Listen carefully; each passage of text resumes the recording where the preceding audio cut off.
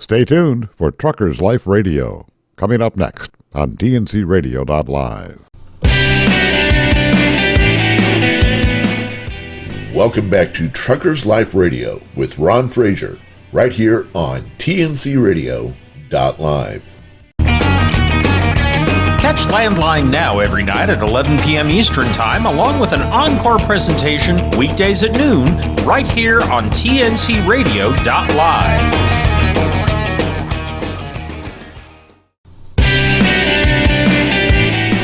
Hello and welcome to tncradio.live. This is Truckers Life Radio. And now here's your host, Ron Fraser. And you may be asked to acknowledge that. I did. Yep. All right. Anything else, Ron, before I count you in? No, I think I'm good, too. All righty. Here we go. I'm going to bring in 3, 2, 1. Welcome to Truckers Life Radio and tncradio.live. As always, we want to encourage you to contact us, and you can do so through Truckers Life at tncradio.live, or you can call us at 717-426-9977. I'm Ron Fraser, your host. We're glad you are with us tonight for this program. We have a great program in store for you. My guest tonight is Dr. Patrick Nave. He and his wife, Rainey, founders of Bikers Against Trafficking. Bikers Against Trafficking is a group of, or an organization of people who actually stretch across the globe in an effort to eradicate human trafficking. So we want to welcome to the program tonight Dr. Patrick Nave. Patrick, it's great to have you with us. Thanks, Ron. It's an honor to be here, and it's an honor to just be a part of this. Patrick, you know, your story is so interesting to me because I've read part of it. Share with us a little bit about you, a little bit about Rainey, how you guys met, a little bit of your history. Just tell us your story. So, Ron, Rainey and I are very unique, warped individuals. You might say that in spite of Satan's best efforts, God had his hand on us and protected us from some pretty horrific horror story type things. Rainey was trafficked from age 3 to 17, 20 to 30 times a day, every single day. She somehow survived that with a resiliency that's far beyond anything I could ever imagine. And as a result of that, really birthed a passion to help people get out of that life and to help people understand what goes on and how many people are involved in that, both traffickers and people being trafficked. My story is a little different than hers. There was trafficking in my story, but my story kind of starts at age 3 because that's my earliest memory, where I'm downing a Pabst Blue Ribbon beer and a bunch of kids are going back into a barn to engage in a sex act. And I knew that at age 3. My dad was a drug dealer, murderer, eventually got arrested and sent away to Jackson State Penitentiary. By the age of 8, I had been molested, sold for sex, traded for sex, been exposed to all kinds of drugs and alcohol, and life was not very promising. It was pretty traumatic. And then when I was 14, my dad had been in prison, then he escaped. And so for the next 5 years, we actually drove around the country with my dad, changed identities 3 different times. And I ended up becoming, instead of Patrick Nave, I became Patrick Earl Dumpke. And until he got caught by the FBI years later, we lived in this drug-infested world because my dad became one of the cocaine cowboys down in Miami in the late 70s and early 80s. So I had a literal godfather, and I was taught to be a drug dealer, and my goal was to be a hitman for the mob. I thought that would be the coolest thing on the planet. We knew a lot of people from New York, a lot of people from around the world, a lot of corruption in Miami then, a lot of political corruption, people coming all over the place. We'd go through the Everglades and pick up drugs that were dropped. It was pretty chaotic.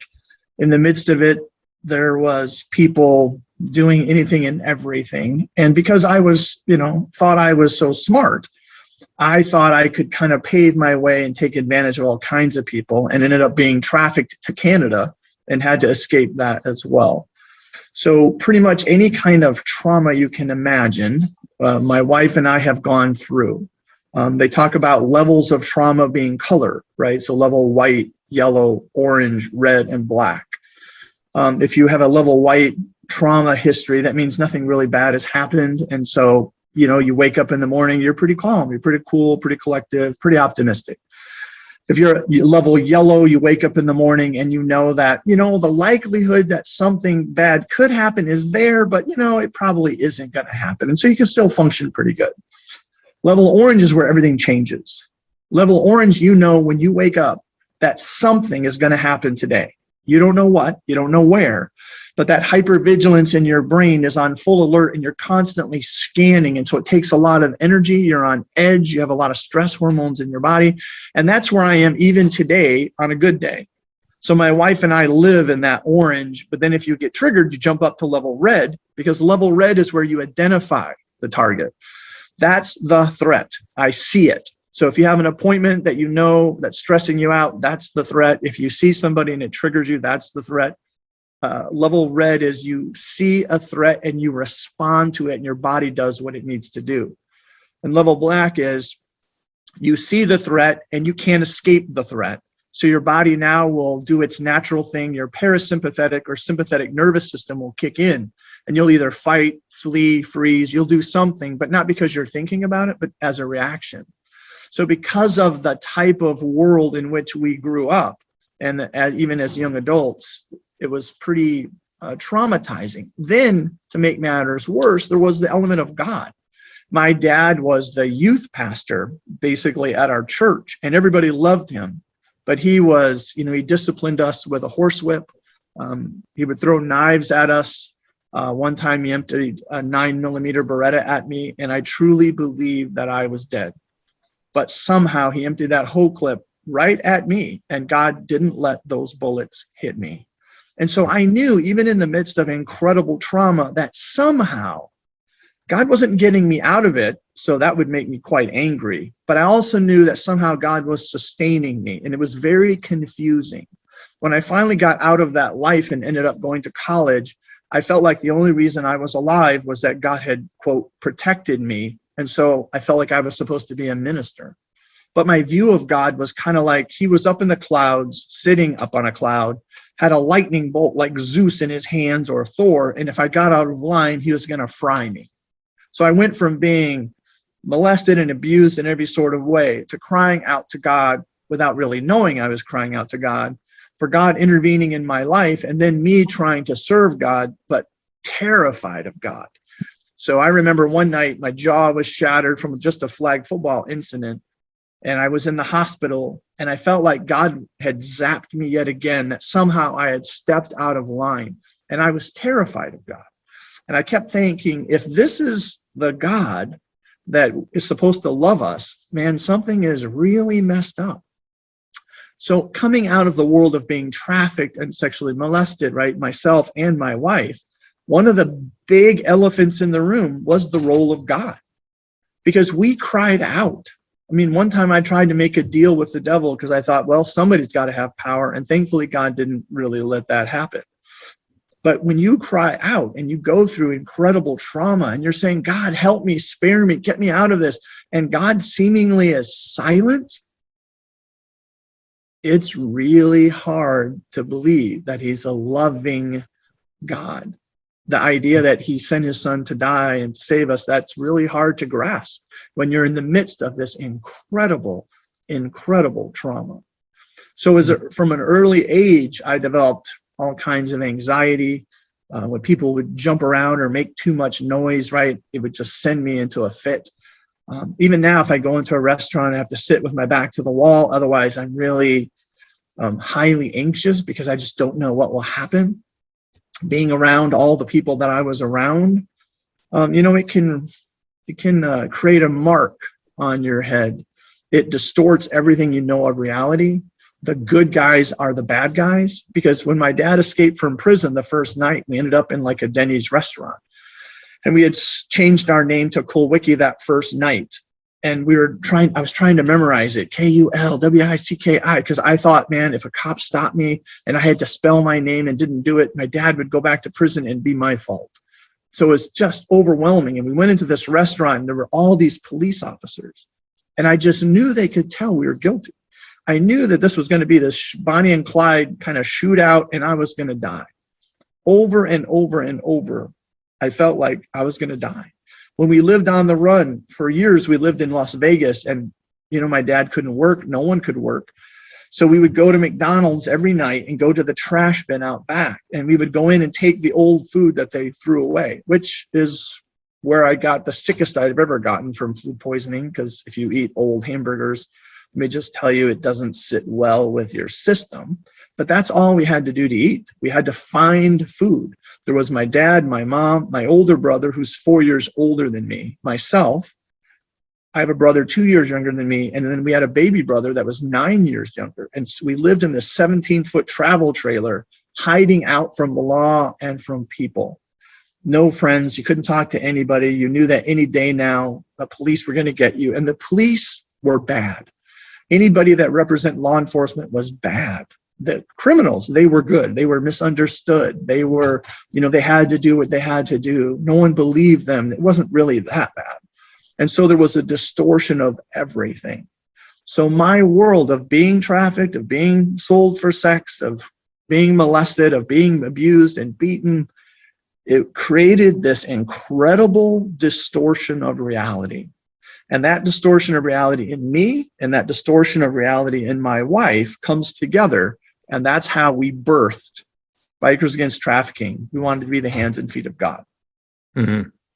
Patrick, that's an amazing story. And as we come back from break, I want to pick up there. I want to talk about the ability or the fear of looking over your shoulder and how BAT, how you came into creating BAT and the purpose behind it. But we're going to go to break, but I encourage our listeners, stay tuned. This is an amazing story you're going to want to hear. Reverse Gear takes you to the genres of American music, Southern rock, soul, the classics, swing, jazz, smooth jazz, and more. We've got the stories of and the music that made the genres what they are. Join us for Reverse Gear Monday through Thursday nights at 10, 9 Central on tncradio.live. Hi, I'm Dr. Christopher Cortman, and now for the Mental Health Minute. Are you a control freak? Do you like to be in control? I think control has very negative connotations in our culture. But I want to use this first video of Are You a Control Freak to talk about when control is a good thing and why you should be in control. Let's begin with there are 3 parts of your life that are important to control. What you think, what you say, and what you do. Those 3 things belong to you and you should control them as much as possible. For instance, what you think. As St. Paul once wrote, take every thought captive. Your thoughts, your mind belongs to you, and it's important to decide where you want to focus and what you want to focus on.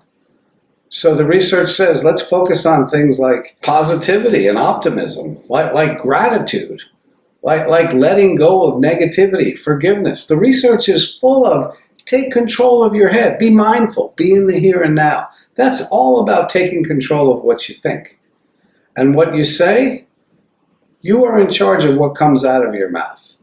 And what comes out of your mouth should be something that is commensurate with what you believe. The tongue should be used as something to edify people, to promote people, never to tear them down or to destroy them. What comes out of my mouth is my control. And also what I do, that's mine to control. And let me encourage you, take control of what you consume. That is what you eat, that is what you watch, what you read, that's yours. Because whatever comes in, that's what comes out. That's what you process. So I want to encourage you also to take control of your schedule. Are you productive? Are you getting things done? Are your days meaningful? Because your schedule is yours to control. So let me begin with control when you use it in the proper way, is a very good thing for people who are happy and productive. In the next video, I want to talk about when control is not a good thing.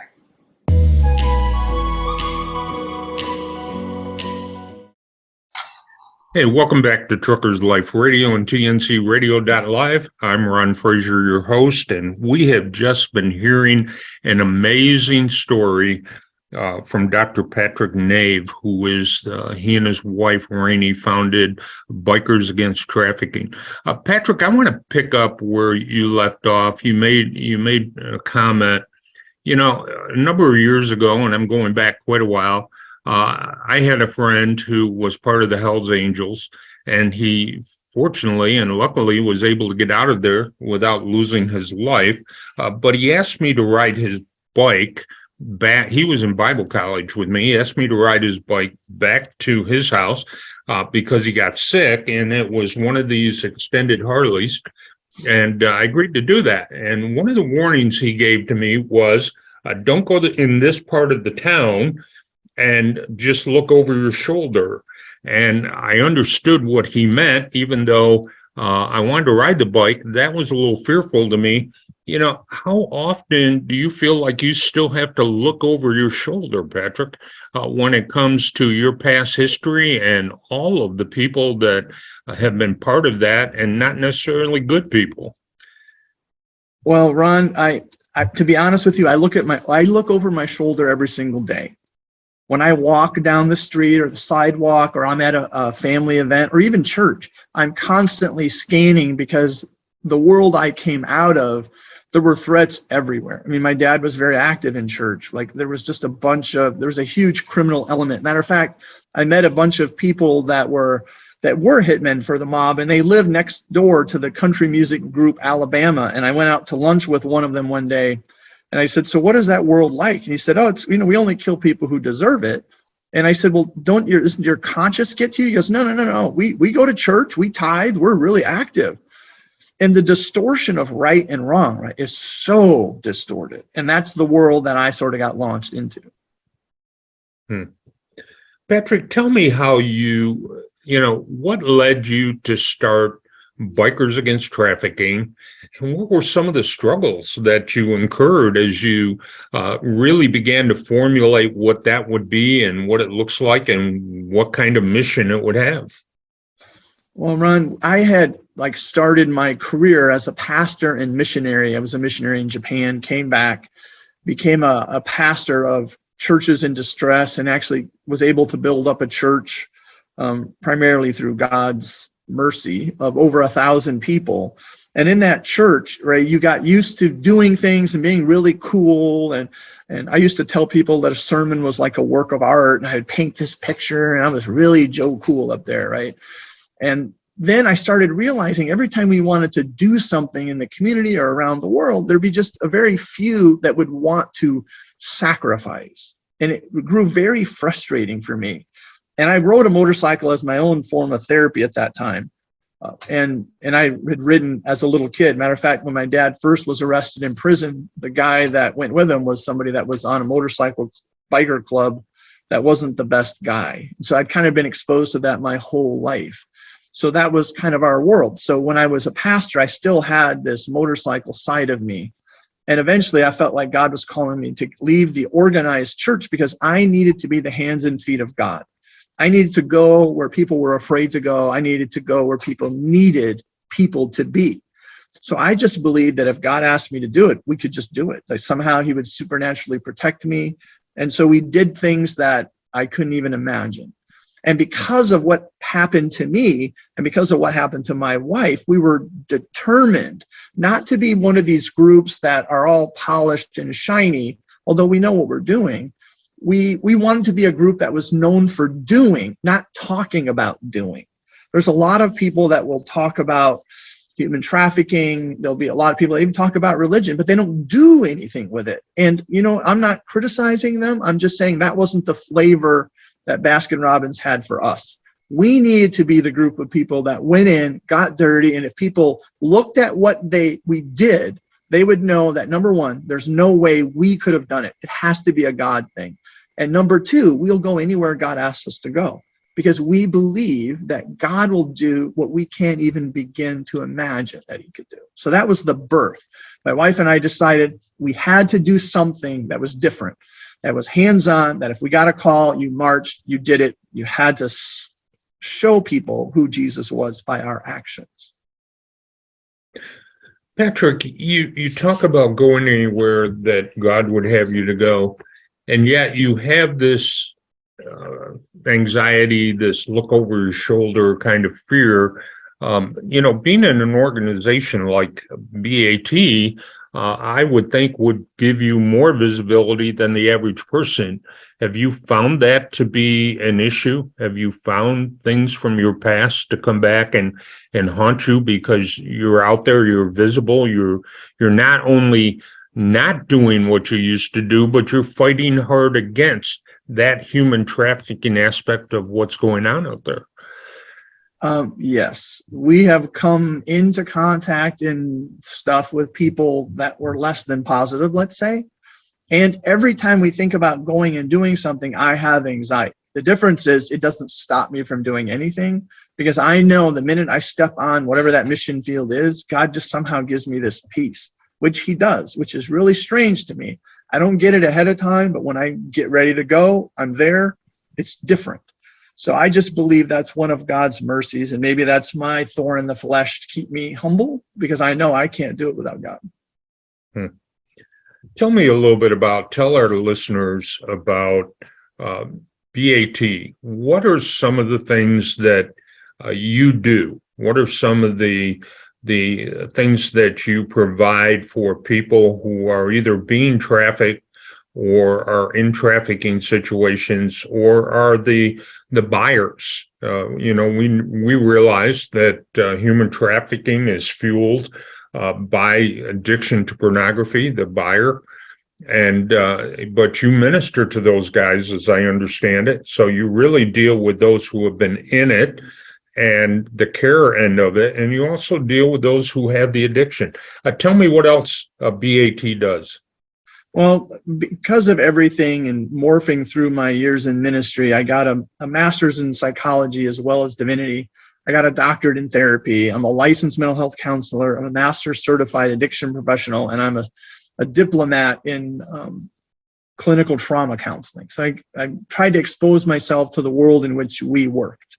So we will do anything. If someone calls us and say, look, I'm trafficked and I need out, we'll go and help them get out. We've had people go up to the door of someone, open the door, and the guy run out. We run off with them. We've had people call us. Pretty much anything and everything we can do to help someone get out of the life, we will do, as long as it's legal. So there's a line there sometimes, but we'll go up to that line, but we'll do anything, anywhere that we can possibly go. So that's one thing we do. When someone comes out, the biggest need in the field of human trafficking is housing. Well, there's organizations that will say, hey, come to us if you can get out, but then there's no place for those people to go. And no one really wants to get that dirty, by dealing with people with a lot of trauma, because it takes incredible faith to do so, because individuals who've been through a lot of trauma need some time to heal. And unless God does that miracle of instant healing, it takes a drawn out process of healing that will go on for a lifetime because of the way the brain functions with trauma. So when we started BAT, we wanted to be hands-on. We wanted to be, if you needed help getting out, we would help you get out. If you need clinical trauma counseling, we would give it to you. If you needed addiction counseling, we would give it to you. If you needed a place to live, we'd find that place. If you needed mentoring, a job, we would do that. And on top of that, we talk about awareness through our stories, because we don't want to just say, look, here's the statistics. We want to tell you, look, here's how this works. If you've been through trauma or you're working with someone who's been through trauma, this is how they're going to react, but this is why. This is what's going on in the brain. Don't think that this is not going to happen. So we want people to have a real story to go with it. So BAT wants to be very, very real. Tell me about, and tell our listeners about Family for Today. What is Family for Today? Family for Today is the counseling component of Bikers Against Trafficking. It's a separate nonprofit because of the liability issues because BAT rides on motorcycles, a lot of people do, we can only get so much liability insurance. So Family for Today is a nonprofit that does the counseling part, because it could get counseling liability insurance. So together we encompass the whole picture, but there's two aspects because of that clinical counseling and because we have these licensed counselors. And I understand that you have created a number of chapters, and we'll probably pick this up after the break, but what is a chapter? A chapter is like a group of people that get together somewhere and say, look, we want to be a part of this cause. So to be a part of Bikers Against Trafficking and start a group where, the president and vice president have to ride motorcycles. You have to go through the training, and you can establish a chapter for Bikers Against Trafficking, and you'll build awareness where you are. How many chapters do you have now, Patrick? And where are they? We have 14 in the United States, and we have 3 in Canada, and we have a couple affiliate chapters like in Ukraine and the Netherlands, that type of thing, in Africa. Great. Well, when we come back from break, we're going to continue this conversation with Patrick and talk a little bit more about BAT and some of the stories that they've incurred. So don't go away, stay tuned, and we'll be right back. Hot Shots Secret presents Steve Summers' Overnight Drive nightly at midnight Eastern, 11 Central on tncradio.live or download the app .tncradio.live. The St. Christopher Truckers Relief Fund is excited to once again offer its diabetes prevention program. This free CDC-approved year-long program begins February 7th with live webinars focusing on nutrition, movement, stress management, sleep, and more. Sponsored by Southern Recipe, this program is for those at risk not already diagnosed with diabetes. Visit our website at truckersfund.org, take the risk assessment located under the Health and Wellness tab, and register today.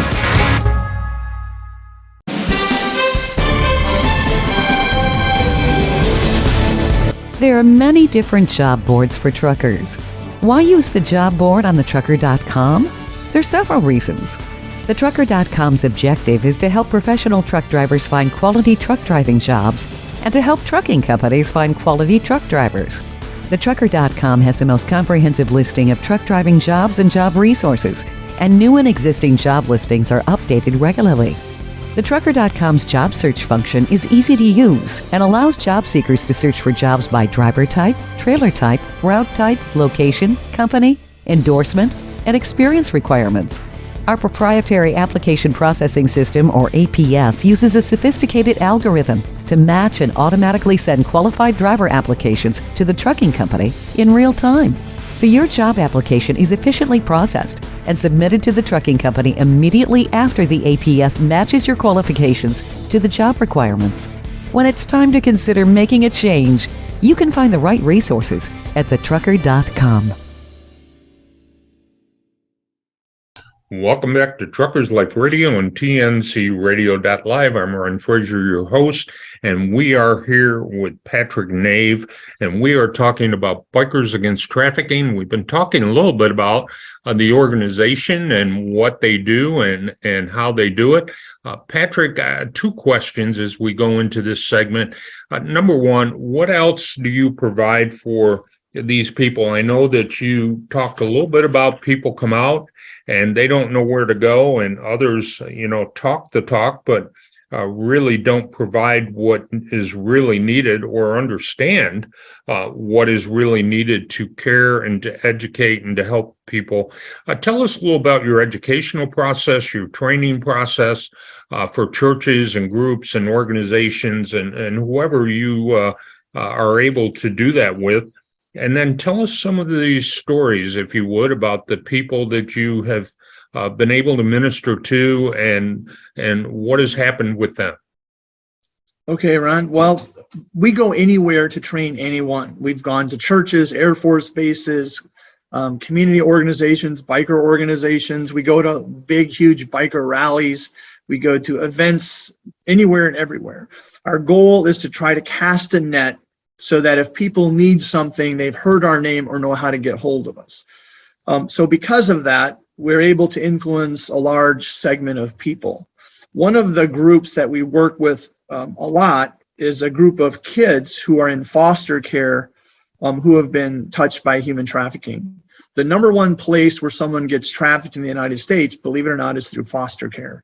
There's actually traffickers that find the group homes and will be outside of them. And as the kids walk around, will try to entice them, because when you're in foster care, you've lost everything and you want a family, and the trafficker presents like they're a family. So we work with over 250 kids right now from about age 10 to probably 23.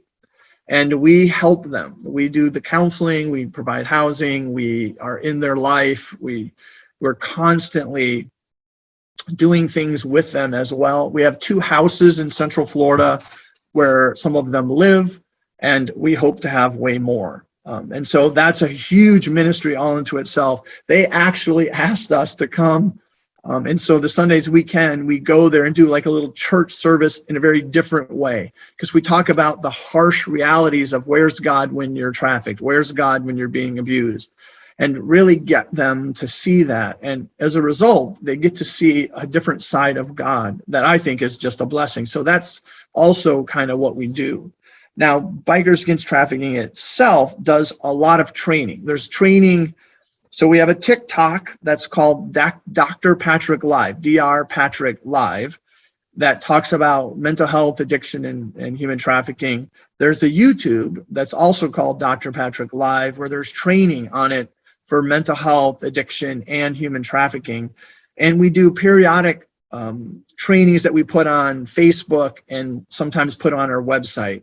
Matter of fact, this coming Saturday, from 9 to 1 Eastern time, we're also doing another training where people from all over the world are registering, and some are coming live, and we'll talk about this hands-on approach to dealing with human trafficking. And so we'll go into churches and do workshops. We'll pretty much do them anywhere that we can possibly be invited. And we don't go with some huge fee. We go in faith, and if we say, look, if you could, take up an offering, do something, help us cover some of the expenses, but we just go because God somehow will get us through it. Give us that, again, that time frame for the training that you're going to do on Saturday. The training this Saturday is 9 a.m. to 1 p.m. in Oviedo, Florida. But you can go on the website or the Facebook page. Actually, the Facebook page is probably the best, Bikers Against Trafficking FL. And there's a link there you can sign up. It's all free, and we'll give you a certificate if you would like one. You just have to tell us you're going to be there so we can give you the link if you're going to be online, or we'll give you the address so you can show up that day. That's great. And I hope our listeners are, open to taking the opportunity to listening to this, because I think we live in a very uneducated world when it comes to the real issues of human trafficking. More so, we live in a world where people ignore it or turn their face because they don't want to deal with it. So our challenge to you as our listeners is to get involved. And we hope you will do that, and maybe start by listening to this training that will be coming this Saturday. Patrick, tell us a little bit about the people that you have been able to help. Well, Ron, one of the interesting things is there's not a day that goes by that we're not able to do something. I remember in ministry talking to some of my colleagues one day, and they're saying that, there were periods of time where they just didn't see God moving. We see God moving every single day. And the stories we have are just, there's a lot of them. So and it can be anybody. Like we educated a lady that was part of a training, and then she was out for a walk with her dog, saw these young ladies, just 2 of them standing with this guy at a corner by a hotel, and didn't think a whole lot of it. But then she started thinking, it's kind of cold and the girls are kind of dressed skimpy. And so she called us and said, hey, I have this question. And we were able to get her to inadvertently, calmly, quietly, take a couple pictures and send them to us. And those kids were being trafficked, and we were able to get in touch with law enforcement through our connections, and that all got broken up, and those kids got taken out of there so they could get help. And that was just someone who didn't know what was going on, but we really believe that God has put a conscience inside of us, and the Holy Spirit is there. So if you see something that just doesn't feel right, it probably isn't. Better to err on the side of safety. So if you see something, say something. That's a case.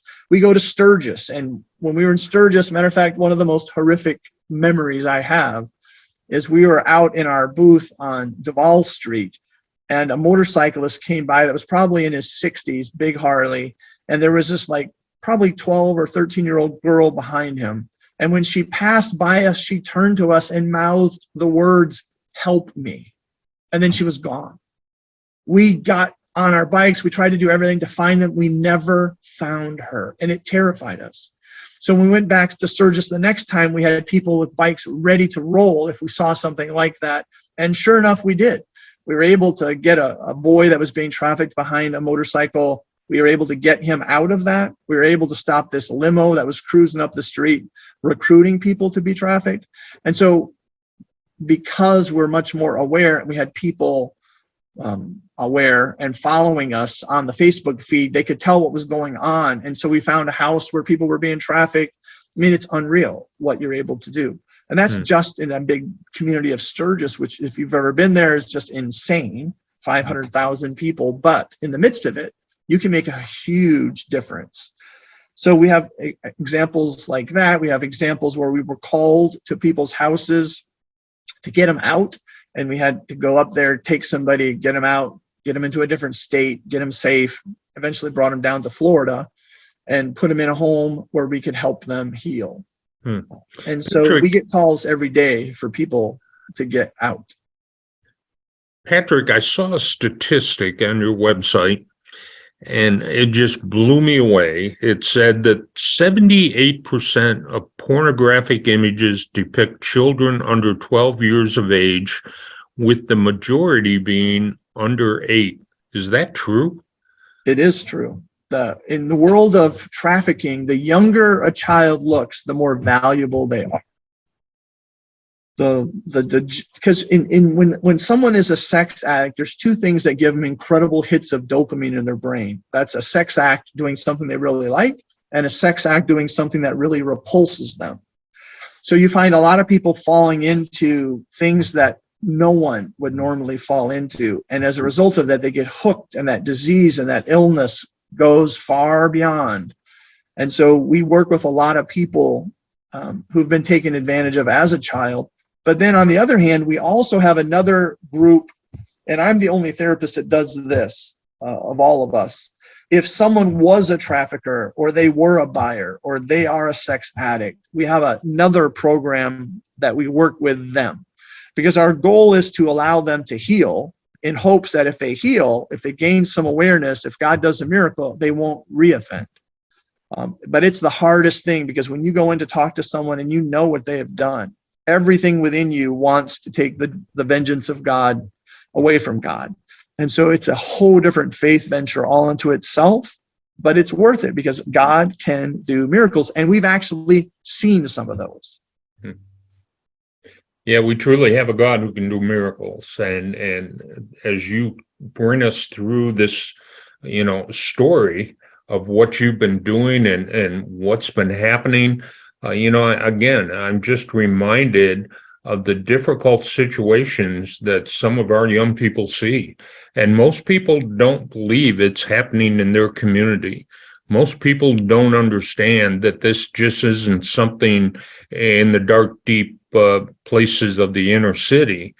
This can be in suburbia.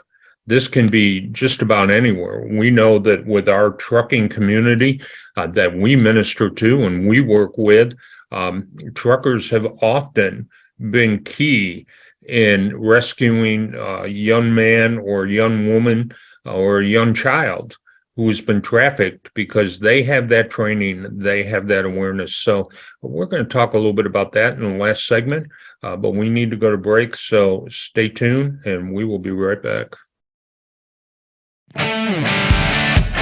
Do you have the TNCRadio.live app? It's free and easy to download. Just go to app.tncradio.live, Google Play, or the App Store. Get access to live streaming radio developed by drivers for drivers. Download the TNCRadio.live app today.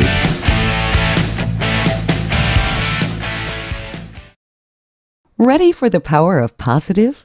And something that will put you back to a time you wanted to last forever? Music is the ultimate time machine. What was your favorite time? Do you want to go back there? LTD Radio features the songs of the 70s, 80s, and 90s that will transport you to a happier time. It'll make you smile and brighten your day. We could all use that about now. TNCRadio.live is proud to carry the great music of LTD Radio. You're listening to Truckers Life Radio on TNCRadio.live. Don't forget, you can hear all of our TNC Radio primetime shows again on our podcasts. Just go to tncradio.live/podcasts or search for tncradio.live wherever you listen to podcasts.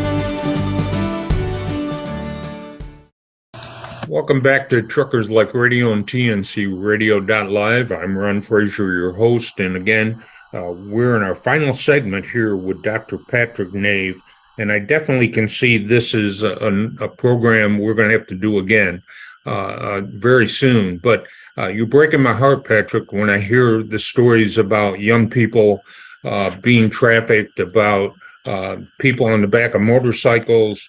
This whole 78% pornography images, and most of that being, majority of that with young people under the age of 8. Patrick, I'm sure our listeners by now are wondering, what can we do? How can we get involved? How can we make a difference? We're just a common person. We don't have a lot of skill sets. We don't have a lot of training. And so what would you tell our listeners, Patrick, and how would they go about connecting with you? Well, Ron, the very first thing I would say is pray, because we believe the reason we're able to be so successful is because we have people around the world praying for us, and we never neglect that. It is one of the most powerful things, that the powerful tool that God has given us, a powerful weapon. So pray. Pray for Bikers Against Trafficking, pray for us individually, pray for God's protection, pray for wisdom, pray for finances, housing, you name it, right? Pray. That's the first thing. The second thing is, no matter where you are, you can always get involved. There's a lot of task force. Each state has a human trafficking task force. A lot of states like Florida each county has a human trafficking task force. You can get involved, you can volunteer. There's a lot of groups. They'll give you information. If you're part of a church and you want to start a human trafficking group, we'll help you. It doesn't have to be called Bikers Against Trafficking at all. It doesn't have to be, we don't advertise this is what we're doing. We'll just come in, help in any way you want. We'll give you the tools, you the resources, you can do whatever you want to do. So anyone that wants to start something will help you do it. Now, to be a part of a Bikers Against Trafficking chapter on our website, bikersagainsttrafficking.org, there's a list of things that you would have to want to do to start a chapter or be a part of a chapter, because we're not a group that just has people sit around and they don't do anything. Everybody is very, very active. So we want it to be that way. And so it kind of explains what that is. So you could always start a chapter if there isn't one in your area, or become part of a chapter, or start a group with whatever group or organization you are, if that's what you want to do. We have a lot of training available that's all free. So if, once again, like, you can go on the TikTok or YouTube where it's Dr. Patrick Live, you can just subscribe and you're there. You can ask questions. We'll do segments about what it is that you have a question about. We do trainings all over the place. We do trainings for Department of Children and Families. We've worked with attorney generals.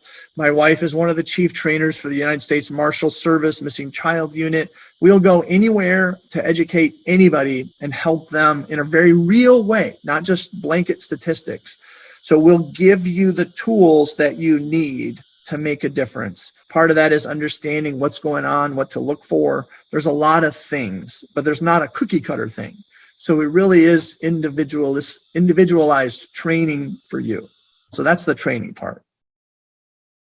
So, Patrick, tell us a little bit about how people, maybe who aren't trained yet, or they would love to be trained, but they still can play a part by watching and looking for signs of trafficking. And what kind of signs do they look for? And when they see something, obviously they're not you, they're not Rainey, they're not Bikers Against Trafficking who step in and take charge.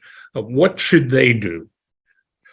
Well, so the first thing is everybody needs to kind of imagine if you're walking around and you see a young person, male or female, the first question is, okay, if those kids that you see were your grandkids or your kids, right, or your siblings, would you want them acting the way they're acting? So when you see them, you kind of have an awareness of like, okay, does that behavior bother me at all? If so, you kind of take a bigger view and say, okay, what do I see going on? If there's anything that just seems out of the normal, even though you don't understand it, there are some incredible ways to reach out to people. So there is a nationwide in the United States hotline number. I'm going to give it to you. It's 888-373-7888.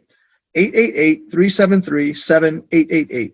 That's a nationwide number you can call. They won't take your info unless you want it about your name and stuff. It's totally secure. You can report it and they'll give it to the local law enforcement.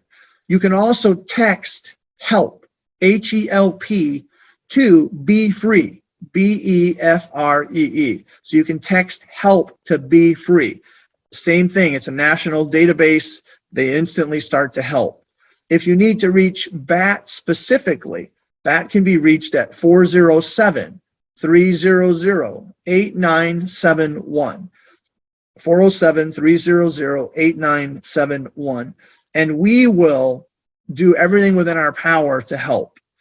Sometimes we can't answer the phone live because of what's going on, but leave a message. We'll get back to you as soon as we can.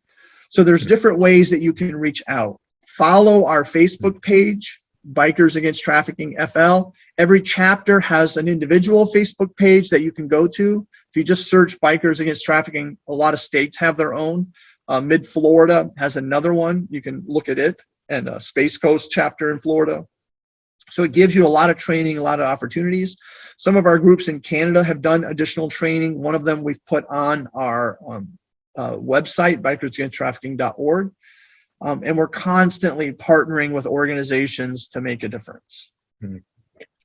Patrick, one of the things we didn't discuss, but I know is out there, we have older people who are in churches and involved in other types of ministry, and they may want to be part of this, but really aren't.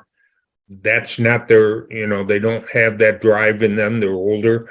But you mentioned somewhere in your Facebook page that you have twice a year that you do something special. You do Christmas gifts and you do Easter baskets for kids who are trafficked or who are in foster care or who have aged out of the system. How might people get involved with that? If they wanted to collect gifts, if they wanted to do Easter baskets, how could they do that, or can they? We put up a list on our website and on the Facebook page for Christmas and Easter. We put up a link through Amazon where people can go through Amazon, buy the things specifically, and they get sent directly to us where we assemble them. Now, if they're in Central Florida, they can come join us when we put all this stuff together because we're very specific. We don't just do blanket gifts. We make sure each one's appropriate. We wrap each one specifically. We want people to know they were done with care. And then we always throw in a little a biker New Testament in what we do, just because we love those little biker New Testaments. And so we want people just to be exposed to opportunities to get to know God more, but in a very non-threatening way. So, and also the foster kids we work with, we are constantly trying to get some of them adopted. We've had the blessing of being able to adopt 3 kids, and they're all a blessing. And that's a whole nother miracle that God expands your heart. And that's just amazing. But we will start up in the next couple of months our own adoption agency called Every Child to help trafficked kids get adopted. And it would be great if they're in loving homes because that definitely makes a difference. And we have a model where all these kids we work with in foster care, we place them in homes of elderly people. We take one kid, put him in a home, give them $400 a month to kind of help with the essentials, and they help the older people, and the older people help them. And every kid we work with, well, not every, I'd say maybe 75% are in a home of someone that's elderly. And it's an amazing, miraculous miracle on every level of watching how that works.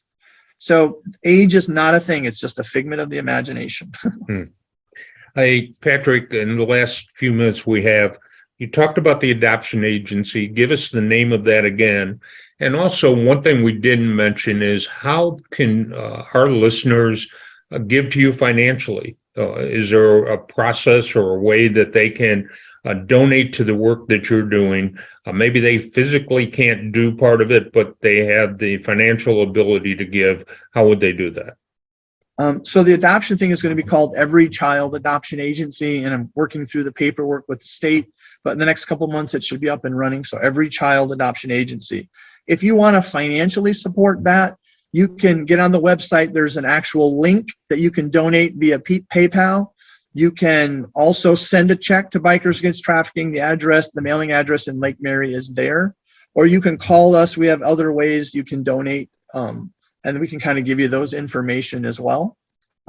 But, every penny we take goes out to do what we do. We don't pay anybody. There's no overhead in that way. Now there's overhead for like our websites and that kind of stuff, but not for people. Well, Patrick, I'm amiss. I probably should have invited your wife to join us, and I will make sure we do that next time. But, it's been a real blessing to have you on. I want to pray for your ministry in the last few seconds that we have, if I can do that. And I want our listeners to be sure to listen to this program. Listen to it again. Tell your friends about it. And be active and be involved. Father, we thank you for this ministry. We thank you for Patrick and his wife, Rainey. We thank you for Bikers Against Trafficking and for all the work that's being done in your name. Father, we ask for your protection over them and that you would supply all their needs as they go forth to do the work that you have called them to do. Father, we just are awed by how you have used this ministry, and we pray your continued blessing on it. In Jesus' name, amen. Amen. Thanks, Ron.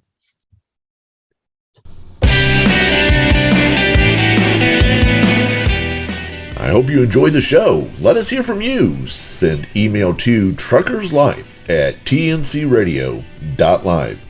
Stay tuned.